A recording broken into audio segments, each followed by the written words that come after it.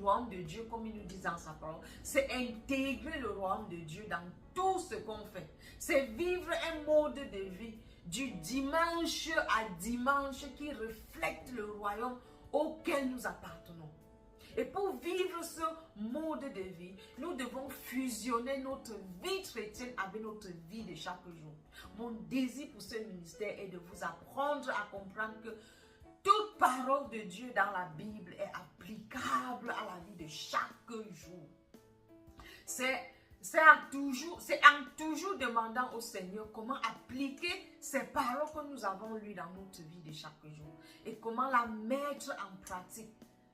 C'est moi, quand je la mets en pratique, que je vois ma vie aller de gloire en gloire, de victoire en victoire. Et je vous invite à faire pareil. Ne lisez pas la Bible tout simplement pour satisfaire votre ego et être religieux. Mais lisez la Bible pour pouvoir appliquer ces concepts dans votre vie quotidienne afin de voir votre vie être transformée totalement. Ce sont les promesses, les paroles de Dieu qui sont dans la Bible. Et cela a le pouvoir de faire ce que ça promet de faire. Si tu lis, médites et mets en pratique, tu verras la différence. Genèse chapitre 1, verset 1 à 4. Au commencement, Dieu créa le ciel et la terre. La terre était sans forme et vide, et l'obscurité couvrait l'océan primitif. Le souffle de Dieu se déplaçait à la surface de l'eau. Alors Dieu dit que la lumière paraisse. Et la lumière parut. Dieu constata que la lumière était une bonne chose et il sépara la lumière de l'obscurité. Ces 4 passages nous introduisent à Dieu et à ses premières œuvres.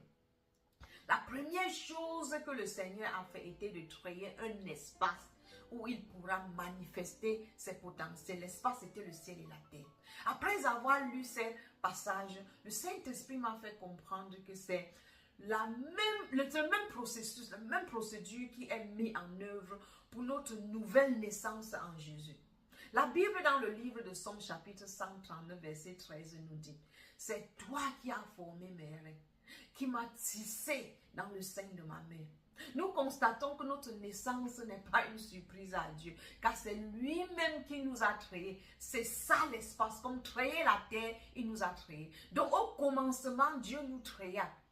Donc avant notre naissance dans ce monde, Dieu nous créa. Mais quand nous naissons dans l'obscurité. Comme au commencement, la terre était dans l'obscurité. Ainsi, à notre commencement dans ce monde, nous sommes dans l'obscurité. Nous naissons dans l'obscurité.